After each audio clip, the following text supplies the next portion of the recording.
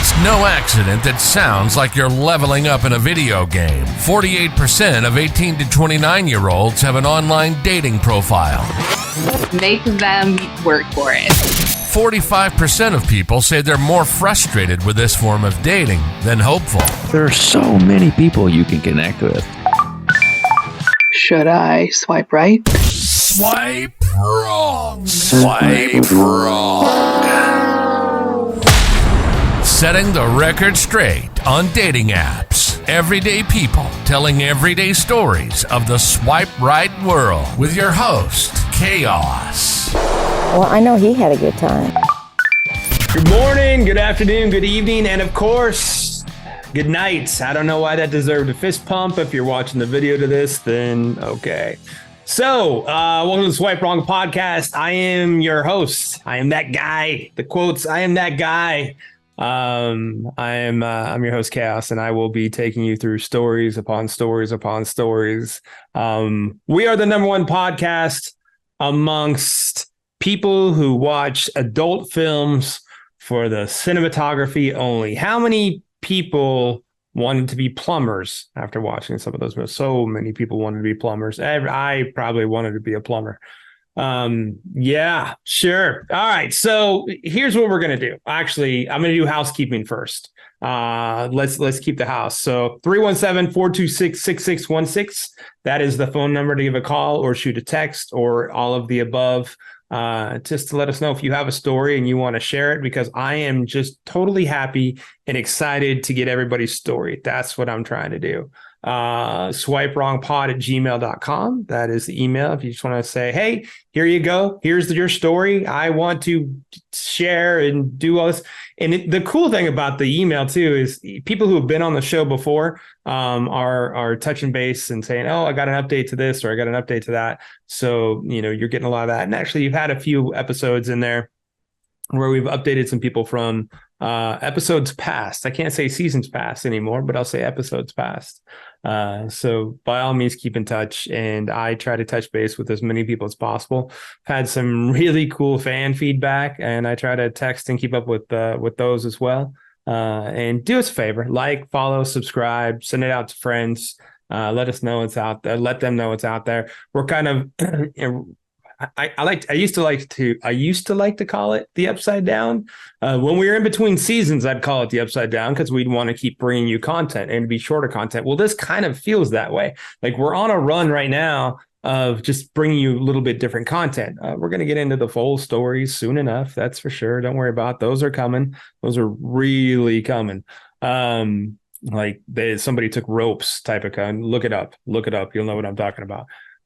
But I want to continue with the experts that are in the field, the people that know way more than I do about just dating and how to connect, and I want to get you in touch with them. And in this one, I've been so lucky to be doing this for over a year now.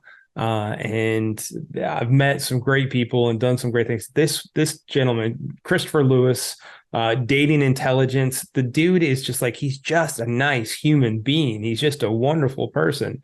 And I'm just glappy. I was going to say glappy.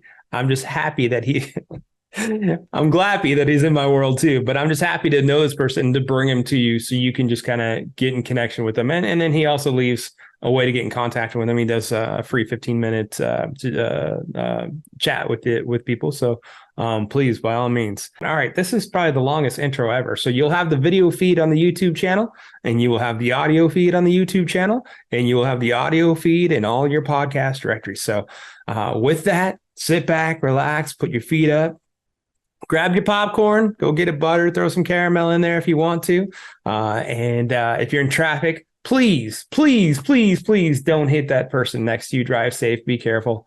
And enjoy my conversation with dating intelligence's ChristopherLouis. Disclaimer: the views and opinions expressed in this program are those of the speaker and do not necessarily reflect the views or opinions or any entities they represent. This podcast is about dating experiences. It is not to say one dating app is better or worse than another. Your vibe is amazing, bro. So how did you get into this shit, by the way? Like, how did you decide, hey, you know what? I wanted, let me just help the world as much as I possibly can.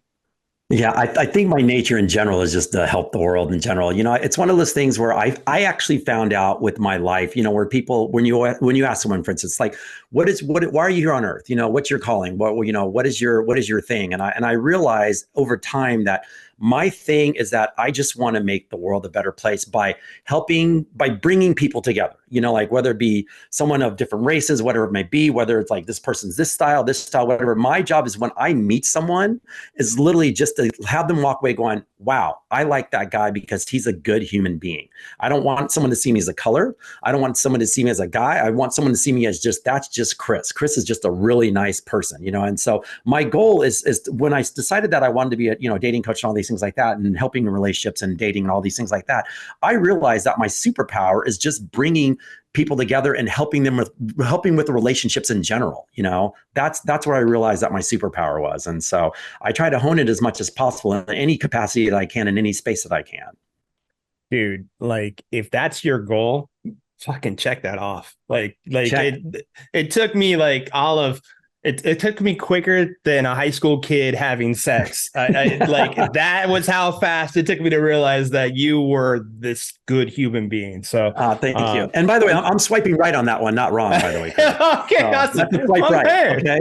We're swiping right on that one. No wrong on that. But it's like, like I said, it's this clairvoyance that I've always had since I was a kid. For some reason, it's just like when I see people, I can read people really, really well. And once again, I'm not afraid. You can throw me in any group, by the way. And this is one of the things why I love helping people in the relationship space and dating space in itself, because you can stick me in a room. I won't know anyone. By the time I leave that room, you could open the door and be like, God damn, he's talking to everyone in this freaking room. And that's how I work, because I feel like everyone has a story, but the problem is people don't want to take time to know other people's story. Right. So, they'll be casual, they'll be cordial, they'll make the niceties and the hellos. But I really want to look at you and sit there and go, I can read this person's energy. I want to know your story. And that's the thing that I think more people should do. When did you know, all right, so as you go through this process, because I can kind of feel like I feel like some of that same too. Did you realize that, no, you know what? I am different. I can see it a little bit different than other people can. Like I can pick up on this better and connect better than others. Was there like an aha moment, or is it just like, yeah. I think growing up in a family, where, because I'm actually, my dad's half Chinese, and obviously it's one of those things where my dad's a doctor, my mom's a psychologist. And it's one of those things where I felt like we were the Huxtables, and we were in Texas. So of all places, the private schools we went to, the schools that we went to, there weren't many other Black people there. Right. So I made a conscious effort at a very, very young age that I needed to figure out a way to fit in, and not to fit in because I felt like that I was different. I needed to fit in to make sure that people didn't see me. They just saw me once again as Chris. You know what I mean? I don't want to ever be considered a color. I don't want to ever be considered like, hey, there's that cool guy, Chris. It's like I could fit into the nerds, the jocks, the socials, whatever you want to call it. I could spin in any circle I wanted to because I knew how to just be myself in front of everyone.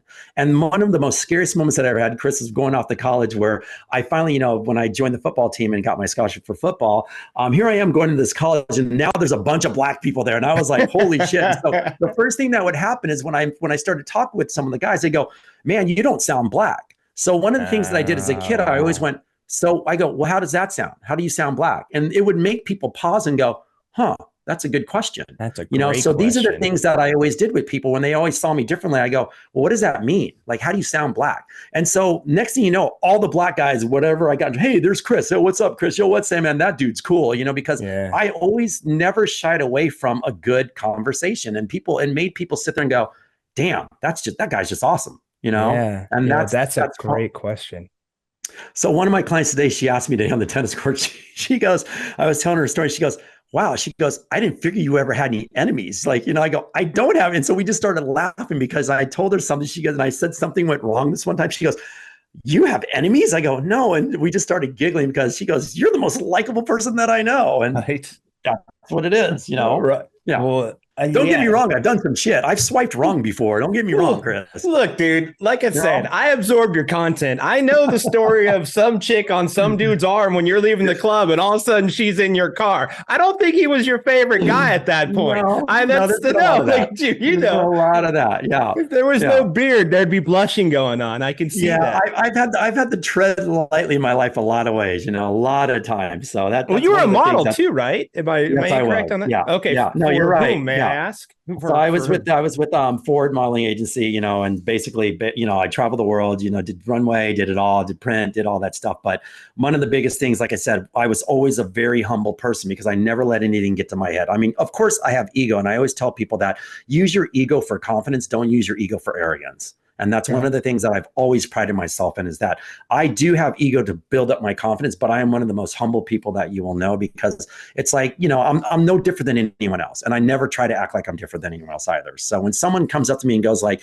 wow, you did this, I'm very humble. I said, thank you very much, and I start talking to this person and just hang out, like I said. Right. So that gets me to something, since you bring it up.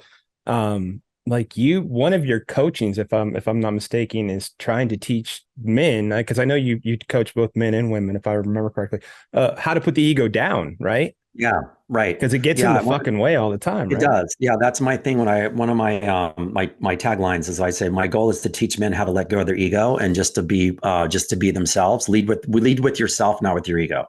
And I feel like a lot of guys, when they're out, we've all been there. You blow up a little bit, you want to act like you're something that you're not. And even with these guys, sometimes who I know, when I first meet them, I go, dude, you don't have to do that around me. Just be yourself, just relax, calm down, let go of that big old wall and that ego of yours because you're trying to show out on me, just calm down, just be yourself. And you realize that some of these people who are most people who think are the most arrogant are the most nicest people in the entire world, but that's how they put their foot forward. Their best foot forward is showing arrogance, their ego and arrogance, versus just leading with their true authentic self.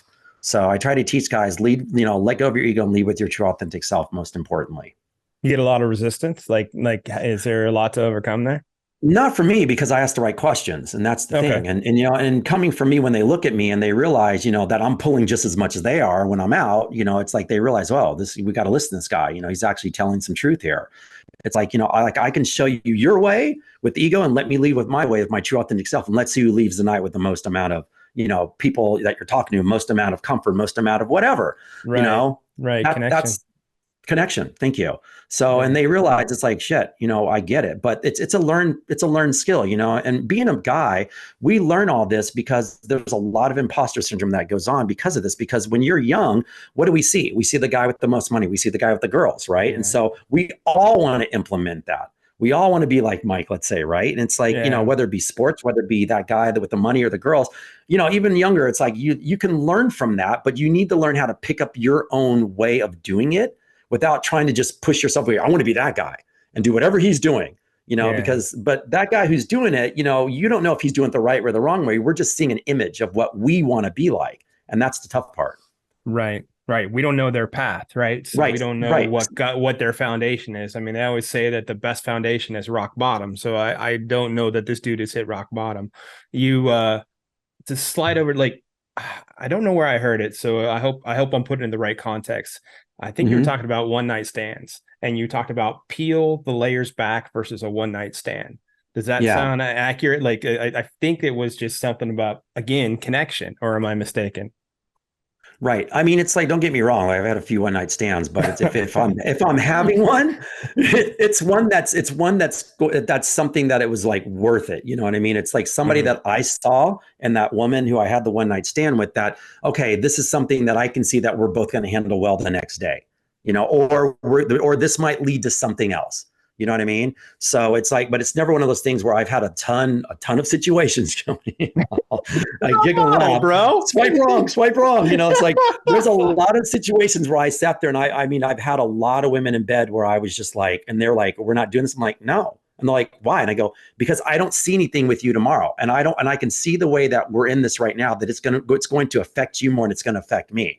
And I care too much about, leading someone on and having them feel hurt the next day. Because what happens after a one night stand, unless you're really secure with yourself, you're going to feel some sense of hurt or some sense of insecurity, basically. Right. So I make sure with that, when I'm with these type of people, it's like, yeah, it's not worth it. I'd rather just lay here, have some fun, but we're not going the distance on this one because I can tell tomorrow is going to be a bad news when we both wake up, and I don't want. And you're doing that mainly to protect them. Is that how I'm understanding that? Yeah, but also because it's like, also I know myself well enough to know that, like we all have this, this path as a guy, or this dark path, and even women do it as well, where it's like we can get what we want from certain people, and I just don't feel right about it, honestly. It's too easy sometimes. When you're leading someone that's looking at you and you're like, oh, this is easy. Like this is going to be an easy target. You know what I mean? And it's like, I don't prey on women like that. I don't feel like it's appropriate. It's right. But most guys will do it just because they feel like it's a conquest. It's another notch in their belt or whatever it may be. I'd rather just suck it up and be like, I'm too good for that. I really genuinely like this person. I'm not pursuing you just to get in bed with you. I'm pursuing you because I actually like you. I love that. I love that a lot because I think that's the disconnect on all this that we're going around. I think so many people forget how often people matter. Like the people that's true matter so much. It's not, bro, it's not about the body count. Right. But unfortunately, like there's a lot of people out there with this red pill theory and things like that are leading with that they're leading that charge again in the man space. They're telling, you got to be a masculine man. It's all about, if your girlfriend's not giving you sex, fucking call another girl in front of her and see what, and see, you call that girl who will give you sex. It's like all these things that these young guys are now going, shit, I want to be like that. That's what I want. I want to be that guy that gets all the girls. And they have no rhyme or reason. They have no template. They're just listening to a lot of lip service on what might happen. And you're looking at, okay, there's a difference between if you're an 8 or a 10, if you're a 2 or a 4. That 2 or 4 who's listening to these guys saying all this shit ain't going to get the same results as that 8 or 10 who can actually get in there and do that, who's still basically being an asshole. Don't get me wrong. You know what I mean? Yeah. Or being a douchebag. So now this 2 or 4 thinks that the best way is to be a douchebag and go out there and do this. I had a dating client, for instance, where, when it was his second session with me, and his biggest thing for him, he was like, I just don't want to be that guy out there that has to pretend anymore. Like, I could go out there and maybe, lead with saying I have this money, which I don't, or try to sleep with these girls by pretending that I'm someone that I'm not. He goes, I just want to go out leading with my true authentic self. And I go, I appreciate the fact that you can actually be honest with yourself and myself in order to be a better person when you want to date now. And it's a hard thing to do. So how did that go? So like, I hear on my side of the business of the swipe wrong, like women hate the talk about money and they hate the talk about or not all of them. I mean, some of them, that's all they're looking for. But it seems like as a whole, like let's say the higher percentage hate that. This guy being his authentic self, I would imagine if he got to do that, like he went inside and the dates got better. Is that sound right? Is that what happened? And it did after the fact, like a few dates he went on after, he said he had a much better time because he felt more comfortable in his own skin. Sure. But once again, a lot of us, when you first got on a date, what do? We want to lead with our best foot forward, whether that be imposter syndrome, whether that be you acting like you're something that you're not. And why do you think some of the time when they say one of the worst things on a date for anyone is don't talk about yourself so much. Don't talk about how much you have. Don't talk about this because it's a turnoff. But some people think that it's a turn on because they're showing what they have and they feel like, oh, these girls, I'm sure these girls will want that, and that's not true. It's like, yes, you said there's a percentage of women that they might, but the majority of women want someone who's just a good guy who has a little bit of asshole in him, because that's what I always get called. They go, Chris, we love you, but there's enough dick in you to make it work. And because I can be an asshole when I want to, but it's the warrant. It's the thing when I actually put my foot down. That's all it is. It's when I'm saying, you know what? No. And that's when they go, damn, that's pretty fucking sexy, because you're actually, I'm a good person, but when I stand my ground, I stand my ground. I don't sway from it very much. But I am also a very I'm a very compromising person at the same time. Yeah. Boundaries, right? Right. Nothing, something nothing about, Chris, I'm sure. Like you're just whoa. Right? Like I know borders. There's borders and border patrol, but boundaries. I'm still trying to figure all that shit out. I think boundaries is a wide, vast amount of stuff. There's just nothing narrow about that. I kind of like your borders. At least there's a beginning and an end. Yeah, exactly. Because the line in the sand, bro, it's not in quicksand. We just, the wind blows that line all over. It's gone, and I'm done. I think we need to actually reuse that word. We need to start calling it borders, not boundaries. Because boundaries, that could be someone like a close right here, or something that's just way, way apart. we've gone out of the boundaries so many times. It's ridiculous. If I go over the border, INS is coming to get me, and it's done. So it just seems to make more sense. I agree. I live my life out of the boundaries. What are you talking about? My life is out of bounds the whole time. Exactly. So I don't play by any rules. These are my own rules. I play by no one's rules. I'm not going to Cuba without the right passport. That's a different border, bro. Jesus. So you counsel couples too, right? Like, I don't do couples. I do not do couples. I strictly try to stay in the dating coach range. I say relationship range because I have helped people through issues. And by that stance, it's like I can do that, but I feel like that's more of somebody that has to be, for myself, a licensed therapist, big licensed therapist, for me to even tackle that stuff. I'm good in that space because once again, I listen well, I read the situations well, and I can help you through things like that. But I'd rather just stick with one-on-one sort of situations. So the reason I asked is some of the stuff that I saw, especially in LA, how COVID was just shut everything down for so long. Dating kind of died. Like people in relationships stopped dating. And I thought I saw a take of yours about that. Does like people who just they forget that they like each other and like to go out with each other. Right. Is that something? Or am I and crazy? You're right about that. But it's funny you say that. So I'll backtrack a little bit. So off of that, one of the things when I tell people, hey, I have this brand called Dating Intelligence, podcasting and dating coach and all these things like that. Phenomenal show. Thank you very much. And so when I talk to couples or married people, always this is the first thing I go, yeah. So I have this show called Dating Intelligence. Oh, we're married. And I look at them, I go, you should be dating all the time. I don't care if shouldn't that be the case? And they go, oh yeah, you're right. I go, so just because you're married, you should still be dating. You should still be courting your partner. You should still be, communicating and doing all these things that people do in the dating space to try to get to become a couple. You're a couple now, fucking work it out, still do the work. And that's something where it's a play on words. Right. And that's the intelligence of it, Chris. Stupid border patrol. Gosh. Stupid border patrol. Know your boundaries. Yeah. Gosh. Damn. The intelligence part is, all right. Yeah. That's why you're my bro. I'm going to rely on you for the intelligence part. You can rely on me for the borders. No, bro, that's Canada. We can't go there. That's what I'll say. Hey, my light bulb isn't on all the time. All right. Sometimes I got to really turn that shit off. So I got to dumb it down sometimes too. No, I see the light bulb in the gray and the beard, bro. I see it. That's all shining bright. It's all shining bright. I'm a little shaggy today. I heard you say once that chivalry is dying. Yeah. Oh, yeah. I feel like it is. I feel like things are a little too easy now in the world. People are texting, breaking up over text, ghosting people on text. It's like, you can't even ask a person out in person now anymore. I feel like chivalry is dead. No one holds doors open for each other anymore. I mean, with electric cars now and electric doorknobs, it's like, you just push a button on your keypad, boop, boop, boop. And you're like, okay, the girl goes to her side, the guy goes to his side.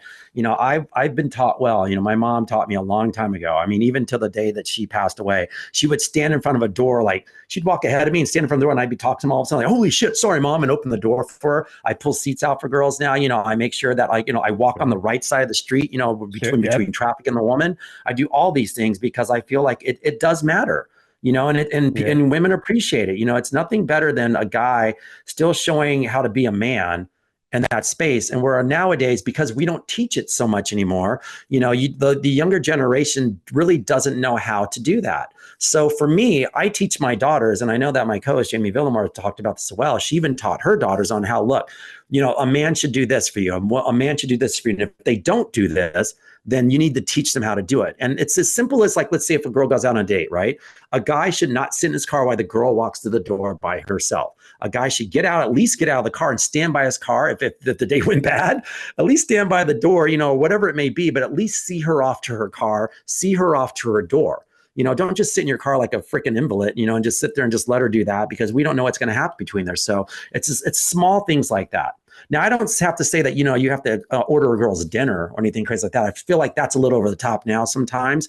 Sure. But I also do, on the flip side now, I'm going to flip this now. I feel like sometimes it's gotten lost because of the Me Too movement, with women wanting to have more power. So it's kind of like this ebb and flow of this balance now. When do we step up and become, when do we be a man with this? Some women, if I've had a few women back in the day, whether it just be a regular woman that I open the door for, oh, you don't have to do that for me. Yeah. And I look at her and I go, no, I know I don't, but I'm doing it for myself. It's not really for you. It's just something that I do because that's how I was taught. So I like it's just things like that. I like that because Me Too, there's a lot of great that can't, like, I really think we want to talk. I think Me Too went from boundaries to borders. I think that's truly what happened there. And I know, like, in the case that you're talking, open doors for women where they've turned to me and said I can do that myself.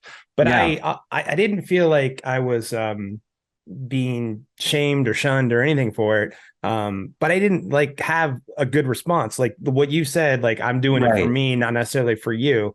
I wish I would have had that in my arsenal. And if it happens again, I will, because I was a little put off, but, I also needed to understand where that person was coming from instead of, like in my head, look, bro, you're LA. I lived in Palmdale for a while too. That's so hood. I went snapped the hood real quick. I was like, what the fuck did you just say? But then I had to calm down and go back like I was from Manhattan Beach and be like, oh no, I get it. Okay, that's cool. Right. Yeah. It's this, it's like this fine line nowadays where it's like, a lot of guys don't know what to do in certain situations. So, but even before the Me Too movement, let's just be honest, with technology now and things like that now, it's just a dying art now. And I feel like it's like something that all guys, whether their parents need to teach their kids or whatever may happen, I feel like everyone needs to have a sense of just having some sense of chivalry and making sure that you're protecting you're protecting your woman, right? Quite frankly, put it that way. Yeah, that's fair. So when you are out on a date yourself or just out having a good time, is it like, are you? Oh, I'm a sloppy drunk, Chris. I'm a sloppy drunk. Yeah, Bro, you're inviting everybody for a good time. Stop it. But are you cognizant of people who are on dates and just kind of watching body language and interaction and just kind of taking, are you? Yeah, all the time. Yeah. It's funny. Even when I see a man and a woman arguing, I find myself hovering just close enough, just in case something goes down, that I'm there just to protect whoever needs protection. At that time. So, and because it's uncomfortable. And a lot of people, we walk by so much crap going on in this world now where we just turn a blind eye. It's like, I feel like it's my duty just to kind of hover just in case, hey, that guy's not talking to that girl right over there. I can sense it, what's going on. And this could escalate. Let me just kind of hang out over here for a minute to see what's going to happen. Now, mind you, I don't know what I'm going to do, but I have stepped in a few times back in the day where I'm like, fuck, I'm going to get my ass kicked in this one. But, let me just kind of hang out just in case. So, and I've seen a couple of situations where the woman actually, I go, hey, like sometimes in the situation. So what I do is I'll go, hey, are we all right over there? Is everything okay? Is there, hey, dude, or I'll actually ask the guy first. Hey man, you good? You good? Yeah. Like that versus the girl, because it's going to actually change his point of view. Because if you talk to the woman first, no, man, stay out of this like that. But if you say, hey man, you good? Like that, he'll turn you to, yeah, man, it actually calms him down. So I've done that a few times as well. And it actually changes up the flow of that whole situation going on.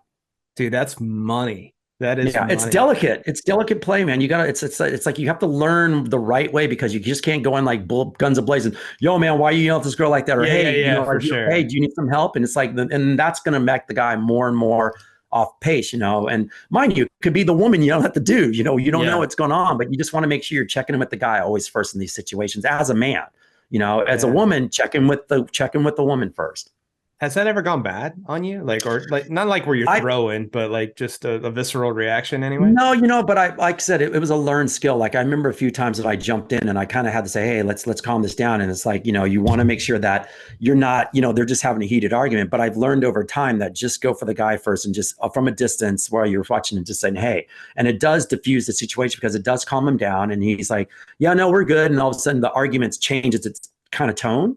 Yeah, and actually not bad. Yeah. Yeah, that's money. That's money. But that goes back to, dude, that totally goes back to you talking about just want to be a good person. That's what people don't do. And I think that's just why I dig you. One of the many reasons why I dig you so much. Thank you. I appreciate that, Chris. Nah, no worries. So let me ask you this. So like with the people that you interact with, whether it be your clients or just, like you get up and you speak in open forums, what's the number one hurdle that you see with relationships and in dating? That's a really good question. The biggest thing, probably more than anything else, is just asking the right questions. I always say this, and I say it through and through again. It's that, look, I go, if you want to know the answer, you have to ask the questions, because let's say you're on a date with someone new, Chris, right? And the only way that you're going to learn about this person is if you ask really good questions, and ask questions that you want to know more about how this is going to pertain to you down the road. So I always use this example, like it's a silly example, but I use it all the time. Let's say, for instance, like if I go, let's say, like, I don't know, like you've been dating for a while, right? And you all of a sudden you feel like you can't, let's say, appreciate other women walking across the street. I'm just going to go with that, right? As a guy, right? So most people are like, yeah, man, I don't think I could say, I can't appreciate that girl's beauty because I feel like she's going to probably jump off the bit and probably yell at me. I'm like, then ask the questions, or like, let's say you want to know something more about a person, right? You go, well, I wish that, for instance, I kind of want to like be able to go out with my friends once a week. It's simple as that, right? Sure. Are you, and all of a sudden you kind of feeling a little off and you're afraid to ask a question. But I always say, if you ask the question, all you're going to get back is a yes or a no. That's all you can get back. Right. If they say no, you know your answer. If they say yes, now you know your other answer, right? But too many people are afraid to ask the right questions in order to get those answers, because they're afraid of what the outcome may be. And so now you're not living your best self in that relationship. You're living, not want to say in fear, you have some sense of insecurities. And I always say, look, if you're both on the same page going into a relationship while you're dating, by the time if you couple up, you're going to feel secure with each other because you know what each other wants. And that's the best thing. I don't want anything ever blindsiding me. And like all of a sudden, like I've had one person go, man, I didn't know, like, she like doing this or doing this. And it's just like, until they started dating, right? And it's like, well, if you've known this time between you, the time when you guys were actually courting each other, and you could have she probably hinted that she likes certain things, or she wanted to go out with friends, or this is how much time I want to see you, and blah, blah, blah. It's like, you were too afraid to really acknowledge and ask the question. So now you're in this relationship and you're miserable. Well, and like, isn't the same kind of said for women too? Like I'm a total enabler. Like, you want to do it, go out and have a good time. Right. No prison sentences or anything like that. We have borders. But like with women, like there's guilt, there's shame, there's embarrassment.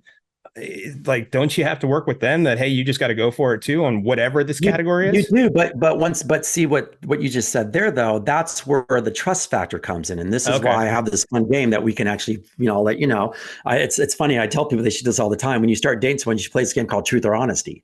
And they're like, what's that? I go, it's like truth or dare, except that you're just asking each other a truth or an honesty, and so when you ask them, start off small. Don't ask how many people you've slept with, because that's the big kahuna right there, right? We know about body count conversations, bro. Exactly, we know about those. Right. So start off small, saying but what this does, it actually opens the other person up to trusting you more. And once they trust you, they're going to feel comfortable. And once you both feel comfortable, everything's on an even playing field. So that whole thing you just said about the guilt, the insecurities, all these things are out the window now.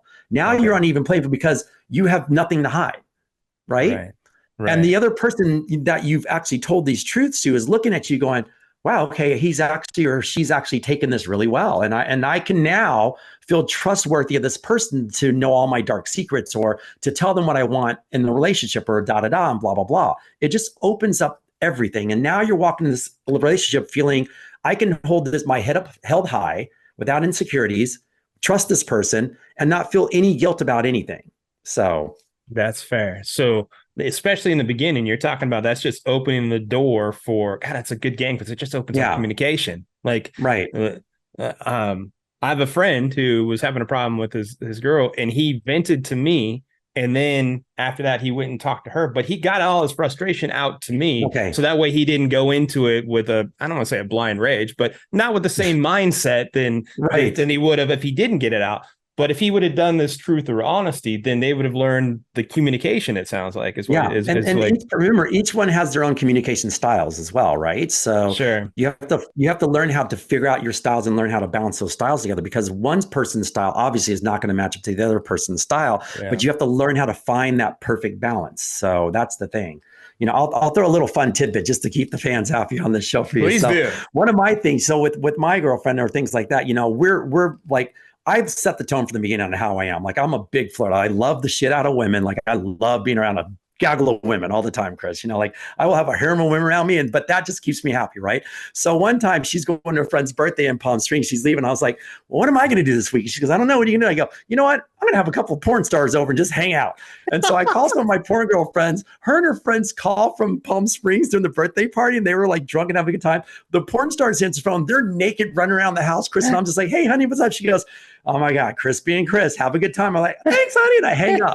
Now, mind you, she trusts me enough to know that it's just two girls in the house just running around. Like, I'm not going to like do anything. I'm not going to go that extra distance. I'm not going to be a little creepy little guy, right? I'm just super cool about this. And even the porns are like, dude, your girlfriend's cool and you're so cool. Like, because I just love having a good time. Right. I'm happy with who I'm with. There's no need to like step over boundaries and fuck up what I have right now because she's allowing me to be in this space. Why would I fuck that up? You know what I mean? Right. So this is what I do. This is my life, and she trusts me enough to be in these situations. And people are like, I could never date a guy like that or be in this situation because they wouldn't trust me, but they wouldn't know that unless they actually had that conversation from the beginning in the get-go. And quite frankly, I wouldn't be dating those girls anyways because they wouldn't be that person that would handle that. So exactly, that's what I was gonna say too. Like, oh, they wouldn't date you. Well, hold on. Like, it's like, hey, I'm not signing up with you either, girl. Like, first of all, you don't play tennis. I mean, that's gonna be that's a deal breaker right there, man. Oh, it's gotta be, man. It's gotta be. Tell you. Yeah. You'll appreciate this. So Manhattan Beach Tennis Club, right? So I think it was Chris Everett and Martina Navratilova when I was a kid. I saw them play. So you'll appreciate that. Yeah, that's nice. I mean, I have no tennis skills. Like I hit it like I'm Otani trying to go out to left, bro. That's about how I do. But let's add those skills. It's all skill level. Yeah, right. So you do that. You've done the money. So how much like you, Chris being Chris, you being you, like how often, like just in your daily life, do you just come up in conversation with people and you're just giving them, pretty much your dating intelligence? Yeah, I feel like I interaction with people all day long. It's one of those things where even when you're like kind of just standing around, like just in the middle of nowhere, someone will come up and just start talking to me and just literally just strike up a conversation. And I actually start talking back. I feel like it's just, and then once they find I'm a dating coach, and all of a sudden, it's just like, bleh. Everybody spits out their dating problems or, oh my God, so here's an issue for you. And I just sit and I go, okay. But I always leave with this caveat. I always say with this disclaimer, I go, if you tell me your problems, I'm going to tell you the truth.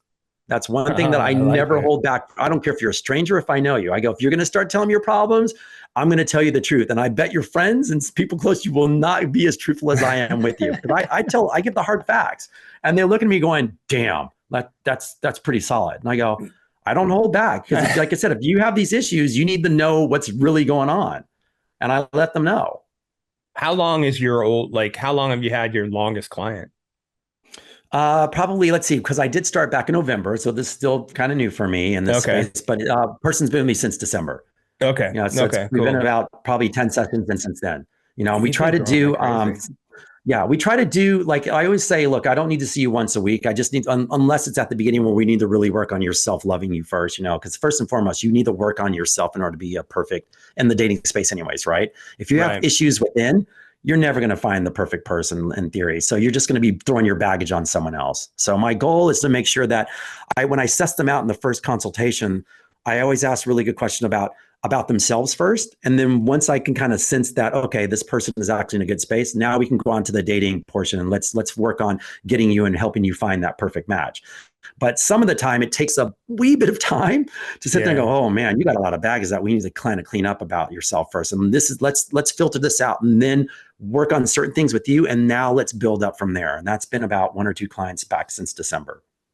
I think the thing I learned, and maybe I knew it a little bit before, but it was stamped when we all were doing our meetings and stuff for Summit, is the fact that it's got to be done internally before anything can happen externally. That's what seemed like it's hit home. Sounds like you run into that a lot, right? Yeah, I mean, that's like the number one thing. We do. And I got to be honest, like I'm working on myself right now, I'm even as a dating coach relationship, it's like that thing where I'm like, shit, like you have these aha moments. You're like, I need to kind of take a minute out and work on myself. So it's not just something that I put out there. I have to do the work myself that we all forget sometimes, right? Sometimes we're too close to it and we have to kind of take a step back and realize who we are and what we're doing in order to be our best, once again, to put our best foot forward, to be our best selves. Yeah, I think two things just happen when you say that. One, you talk about like that's the humility that you talked about earlier coming through. If you don't have that humility, it's not going to make you nearly as good as the dating coach or person that you are, and that's what makes you so damn amazing, bro. In my opinion. Thank you. Oh, I swipe wrong. Yeah, I swipe wrong. Yeah. Like I said, I swipe wrong in so many ways, Chris. Let me tell you, in my life. Yeah. Tell me a swipe wrong, bro. Do you have a? I mean, like, we don't need to get in all detail, but I mean, like, dude, I swiped wrong last week. Let me just put it that way. I'll just give a little tidbit. I'll give a little tidbit. You know, dating intelligence got hacked on Instagram, and I swiped wrong big on Monday. That's all I'm gonna say. I'm still kind of, you know, recouping from that swipe wrong. I was like, how the fuck did I not see that coming? So that's all I'm going to say with that. And you know the story, but I'm just like, dude, that was a huge swipe wrong. I hear you. I totally hear you. Talking about that, talking about boundaries and borders, I should have shipped my ass off to somewhere outside those borders, man. I fucked up. That's how you learn and grow, man. That's how you learn and grow. You'll never do that one again. One again. No, that's a check in my life that will always be right front and center from this point on. So some lessons are harder than others, man. That's for sure. Yeah. So I think some of the content that I took, you actually talked about people who swipe right or wrong. And having the sex conversation early or late with these people. Like, I think you said like having it early and honest is the right way to go. Does that sound correct? For having sex, you mean sex for having the conversation right. About sex and laying the foundation out there for expectations or what's going to happen. Yeah, I like, for me, like I tell everyone, I feel like there's no right or wrong. I feel like everyone has their timeline. You know, it's like there's never any rush to anything like that. But if it feels right, then, you know, like I said, then go for it. And like I said, some people have like these timelines. Well, I don't do this on this time. I don't do this on this time. I'm like, if it feels right, then do it. If you feel like this is the person you want to be with, then do it. And if you want to advance in your sexual relationship as well, what you're probably talking about is have these conversations on what you like, what the other person wants, you know, and vice versa. I know that sometimes it's hard for a guy, especially I'm just saying from our standpoint, to ask a woman after you have sex going, so, you know, I really want to know what turns you on, what makes you feel happy, what did I do right, what did I do wrong, what do you want more of, what do you want less of, you know, things like that. So you can be on the same page when it's having sex. So it's not just this guy just getting what he wants and the girl not getting what she wants or vice versa. But now you guys are really having really great sex together because you're in it together, you know each other's style, and you're always evolving. You know, nothing better than having sex with the same person and evolving with that person and finding new ways to advance and new heights and new orgasms or whatever it may be. And these are the things that make it fun. You know, I mean, as we all say, having sex with other individuals is, you know, the first night's always fun because it's new and it's different. But once again, you still get in that rigmarole of trying to figure out to keep the spice going, you know, keep it sexy, to keep it moving forward. And these are things that I feel like people really need to talk about in their relationships a lot more, you know, and so many people think it's so taboo that they just, you know, they think it, because we all do, right? I wonder if I'm doing this right today. I wonder if it's like, I wonder what they want today, or how can I get better? We're all thinking this internally, but just share with your partner. Once again, you can only ask the question, right? Yeah. Well, good. Yeah. To your truth and honesty thing. If you started out with that, you can have this conversation. If not, what you're doing is you're watching porn and you're like, hey, that looks like fun. Let me try it. And she may, or he may hate it. I mean, you never know. Exactly. Right. Yeah. Right. Because we all know porn's a show, man. Show. Dan, don't get me wrong. I love the show. I love the show. I mean, I just want it for the music, bro. I'm just gonna put that station on satellite for the acting. Wow. Man, you're a cinematographer kind of guy. I can tell. Man, I mean, that's what made me want to get into plumbing. The music? Yeah, the music. Yeah, the music. But yeah, I mean, like, and that's what so many, I guess, young people are learning their sexual prowess from is, you know, it's there, it's content. Sex is supposed to be like this. And if you're not having the conversation. We were having a conversation about that on our show about how the younger generation, because, you know, getting access to porn is super easy. I mean, yes, you can say you're over 18 because of a disclaimer. Are you 18 and over? Yes. Nobody like lies. 10. Yeah, exactly. And your mind's probably like, would they let me in? The first time it's like they let them in. But, all these people now, just think of a young girl, like with the guy's expectation of what they see now at a young age between 14, 15, and 16. These girls think they need to have this performance level because the guy's trying to do all these new moves that they're seeing from these porns and things like that, because that once again is what they think sex is. And so now these girls now have to feel like they have to jump hoops and bend backwards and do all these things, all these special little tricks of the trade, like Cirque du Soleil, where it's like, no, that's not it. Stick to your guns, woman. Stick to your guns, girl. If you're not ready to do this, tell that motherfucker to fucking back off or go find someone else. That's 100%. One of the things that I always say. Don't ever feel like you have to do something that you're not wanting to do. If you want to jump the hoops and maybe try something out, like we all do it on your terms. Don't ever feel like you're being pressured into doing something you don't want to do. So they're I know, I guess I don't mean to go down here, but I'm gonna go down this way. Like the amount of times I've had sex in my life, which is more than 3, like that's a great number. Yeah. My body count. Anything over 3 is a great number. Yeah, that's right. Crooked numbers. The best time has always been when both people enjoyed it, whether somebody was hanging from the ceiling or just laying there in missionary in bed. Like, as long as it's like everybody is enjoying it and into it. Because if it is a performance and if it is an act, boy, that's just when you're like, come on, man, nobody wants that. Or in my opinion, I don't know. Right. No, I'm with you on that. And don't get me wrong. We can have playtime and, play the parts every now and then like that to make it fun and interesting, just because it's like, but that's down the road, that can only get you so far. Yeah. So. Yeah. It's not night one. That's not night one. So you know what I did a bad job of, and I apologize. Tell everybody where they can find you, bro, other than the tennis court or even on the tennis court. Right. All right. So guys, you can find me at anything on social media at Dating Intelligence. Also check out my webpage. It has my dating coach stuff on there as well. It's www.dating-intelligence.com, dating-intelligence. Somebody took the Dating Intelligence name. I'm really mad about that, and they're not even using it. So anyways, but no, you can find, I have blog stuff on there. All my videos, please go to YouTube and check out all my Dating Intelligence, episodes for my podcast, because, when you listen to audio, you just don't get the same effect when you watch it live, on the video, because there's a lot of moving parts going on half the time. Plus our guests are great as well. So, check out our YouTube as far as that goes as well, and the podcast stuff. Do you have any live shows coming up? I was hoping to do something probably in October, but I think we're backing that up. My dating coach stuff is taking off. I'm really trying to hone in on that right now. So guys, also, if you guys need anything, I do this free 15-minute consultation. Just look me up, like I said, on my website, and take that 15-minute consultation, guys. It's free. I mean, we can talk for 15 minutes and you'll be surprised on how fast I will pick up on your shit. Honestly, it's almost as fast as I do it on the tennis court. I tell people all the time, I go, I just need to throw you 5 balls and know exactly what I need to do to fix you. And they're amazed on how quickly I can do that. So just like in the dating space, I'm pretty quick and I'm really intuitive. And quite frankly, I'm here to work for you guys. I'm here for you. So whatever you guys need, I'm here for you.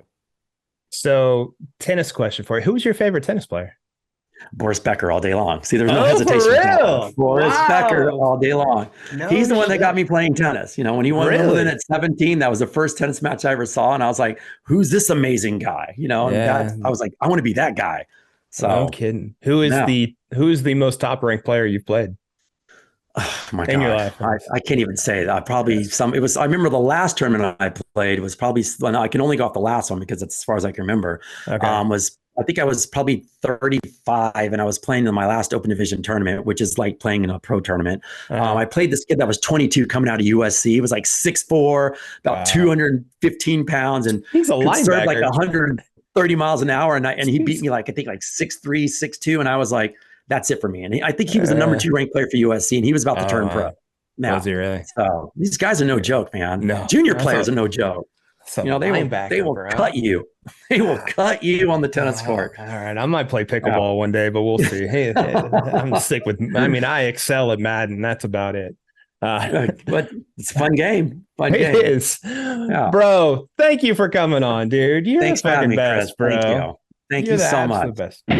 Thank you for being along for the ride of the Swipe Wrong podcast. Remember, everyday people telling everyday stories of the swipe right world. The show is produced by Jay Pelham. He is the host of Pelham Place. So make sure to check that out. Also, I am Chaos, the host of Chaotic Commentary. Make sure to like, subscribe, follow, tell a friend about the pod. And if you have something that you want to share, please, we want to hear from everybody and get everybody's stories as much as we possibly can. Email us at swipewrongpod@gmail.com. Give us a call, leave us a voicemail. Let us know if it's okay to call you back. 317-426-6616. Thanks for being along for the ride. And next week, the saga continues.